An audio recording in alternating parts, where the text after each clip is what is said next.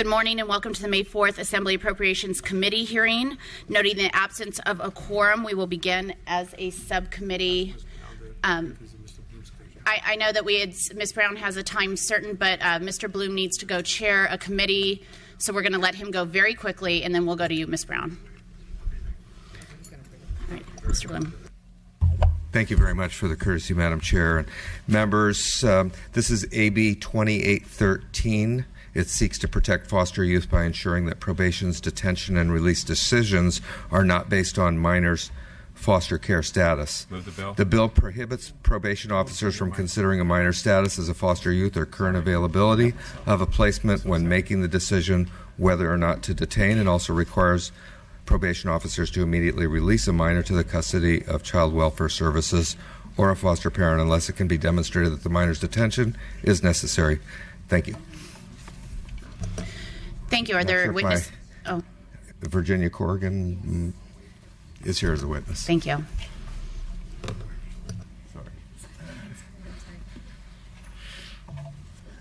Hello, my name is Virginia Corrigan. I'm a staff attorney at the Youth Law Center. Youth Law Center's advocacy focuses on protecting the rights of youth in out-of-home care, and we're very proud to serve as a sponsor of 2813 and want to thank, again, Assemblymember Bloom for his advocacy on this issue.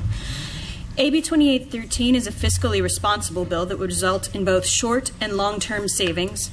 This bill would impose no new costs on counties, as county social services are already required by law to find appropriate placements for foster youth. This bill does nothing to change or increase those existing obligations.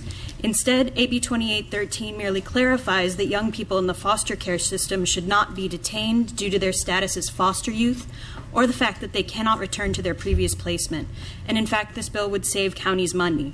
Juvenile detention is costly. A recent audit determined that in Los Angeles County, the annual cost to detain one young person is $233,600.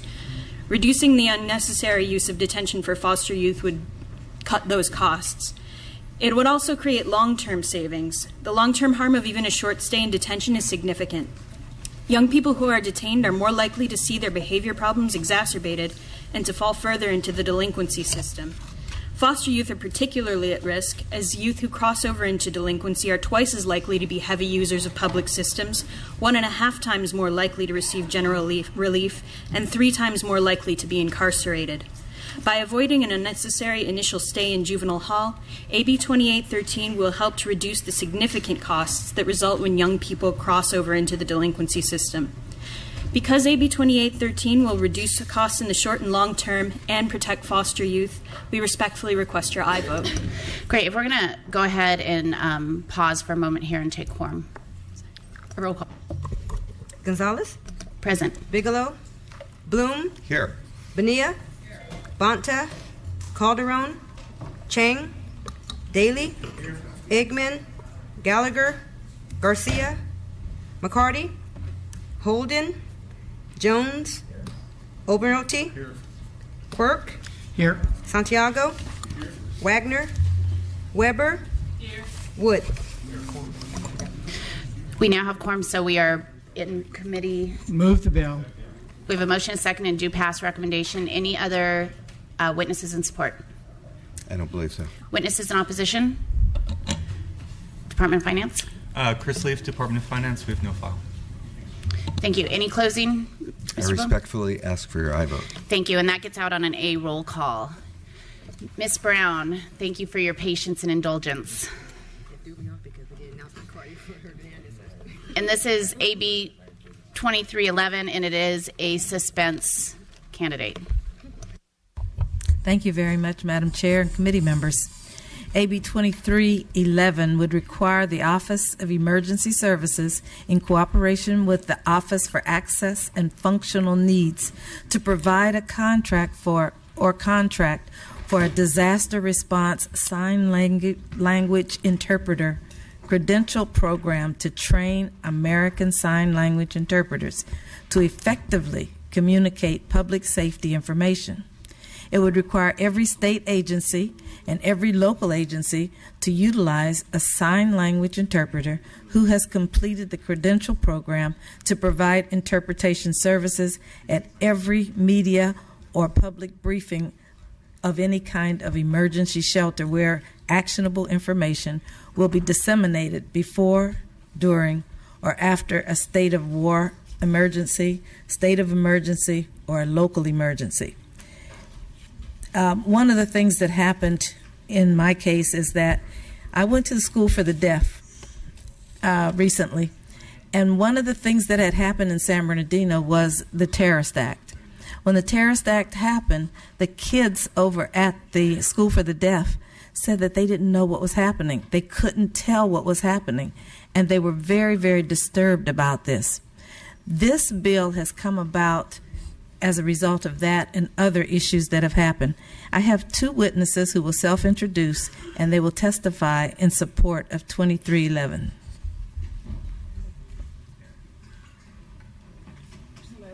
My name is Sherry Farina.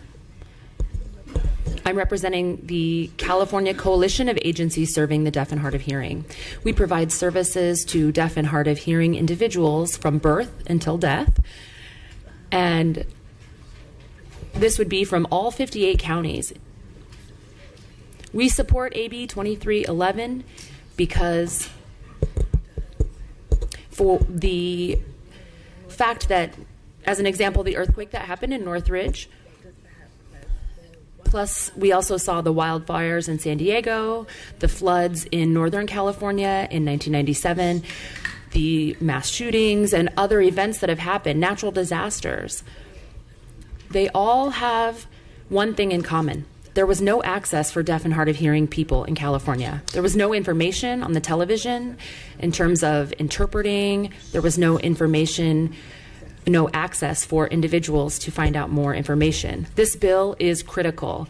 It's vital. We need your support in order to make this happen.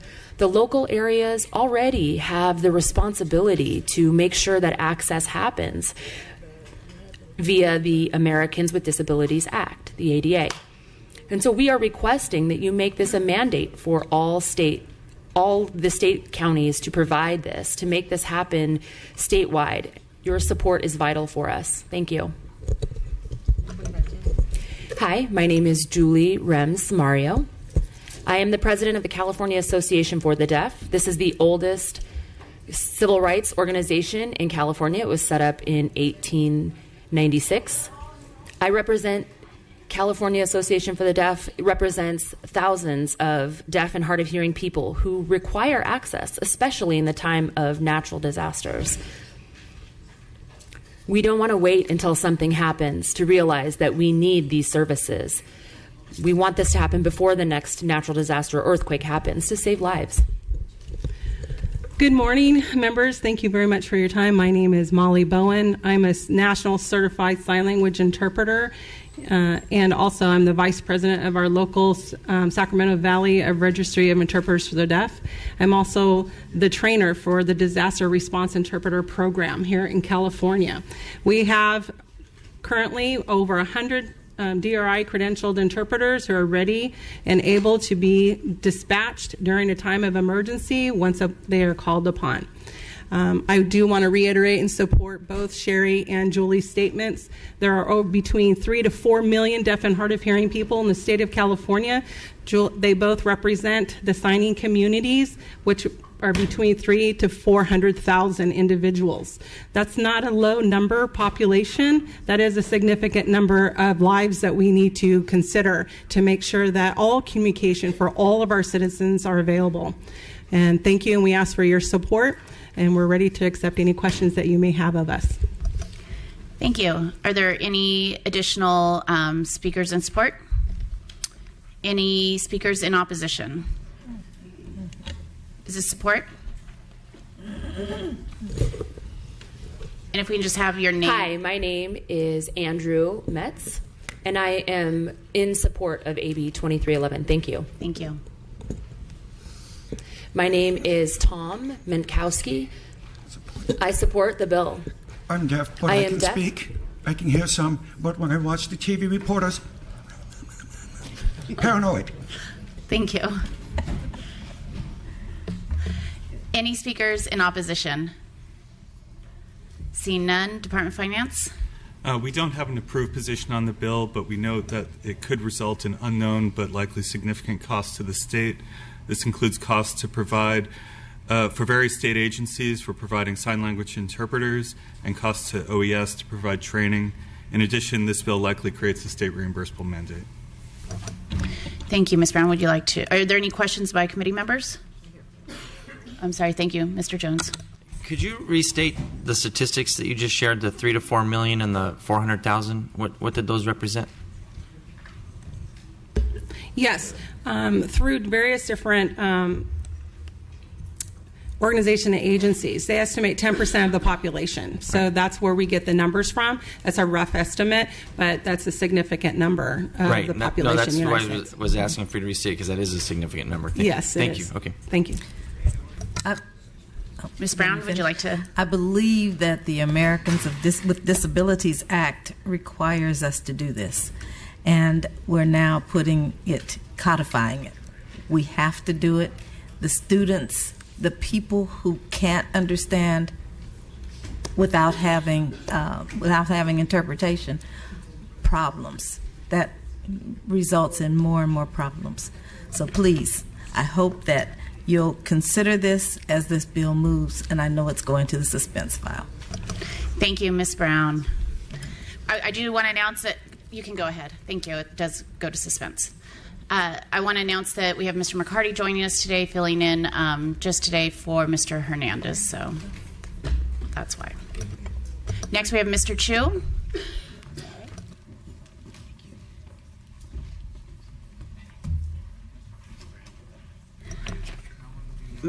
Mr. Chu, I assume you're presenting on AB 2532 and AB 2820. I am. All right, go ahead and start. Thank you, Madam Chair. Thank you, colleagues. I'm going to first present on AB 2532. This is a bill that will repeal 2 sections of state law that are now preempted by federal law. The 2 state provisions required state agencies and organizations that provide employment services to verify the immigration status of individuals receiving those services. These provisions were codified during the time period leading up to Prop 187. Federal law, which is the Immigration Reform and Control Act of 1986, clearly preempts this state law, including the sections of California law that we hope to repeal today. In 2012, in Arizona versus U.S., the U.S. Supreme Court held that IRCA provides a comprehensive framework to address the employment of immigrants. While federal law is clear on the authority here, the presence of the state law has caused confusion among businesses, and businesses are following state law and falling out of compliance with federal law. This is an unnecessary law. The costs to the state are minor and observable, and as the analysis states, would simplify and streamline the intake process by EDD. With that, I respectfully urge your vote. And I heard a motion by Mr. Quirk and a second by Mr. Wood. It enjoys a due pass recommendation. Speakers in support. Center in support. Do we have any speakers in opposition? Department of Finance? No file. Thank you. This gets out on a B roll call. Your second presentation also enjoys a due pass recommendation. Okay. AB 2820, I want to appreciate your consideration of it, would strengthen current law to protect consumers from price gouging during a declared emergency. Following the Aliso Canyon gas leak, we saw individuals take advantage of loopholes to price gouge desperate residents. While current law doesn't allow price increases of more than 10% after certain declared emergencies, these consumer protections don't clearly apply to man-made disasters, to leases longer than 30 days, or to towing or transportation services. This bill would strengthen consumer protections against price gouging after a state of emergency is declared by the president, the governor, or local governing bodies in a number of scenarios. And with that, colleagues, ask for your vote. Great. We have a motion by Mr. Quirk, a second by Mr. Wood. Were there any speakers in support? Speakers in opposition? Department of Finance? We note no fiscal impact on OES.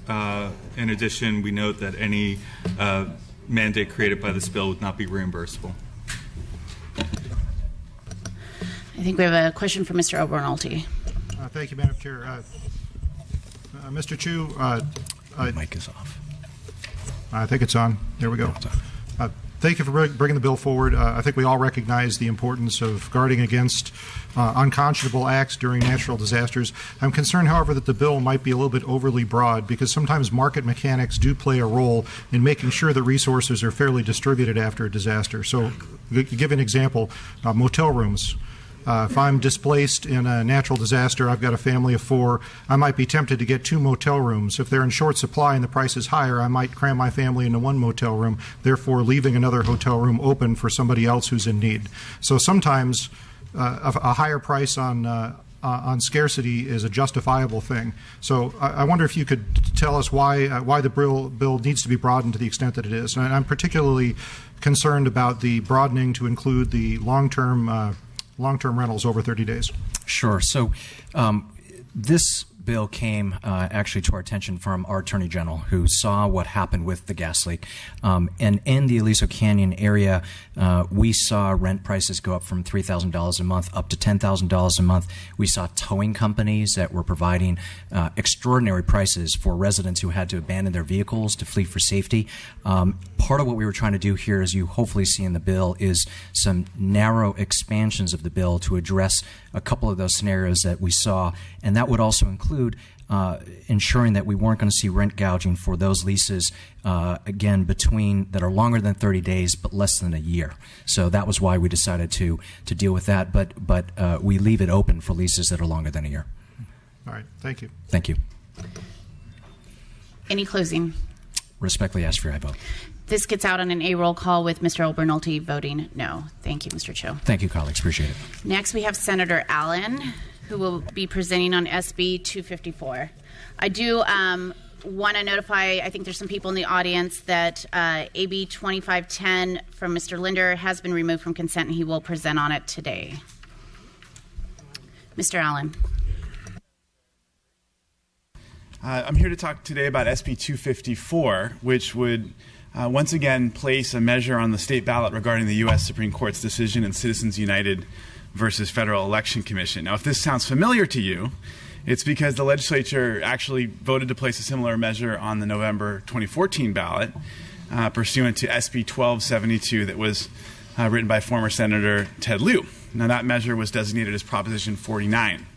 However, in response to a challenge, the California Supreme Court removed Prop 49 from the ballot while they considered whether the legislature had the authority to place it on the ballot.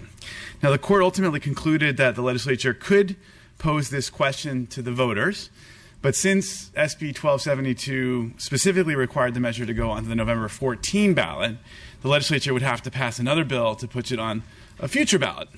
The court also rejected a subsequent request to modify their opinion and direct the Secretary of State to place Prop 49 on the November 2016 ballot without the need for the legislature to take further action. So here we are today asking you to approve a measure that the Supreme Court said that they should never have removed from the ballot in the first place but refused to put back on.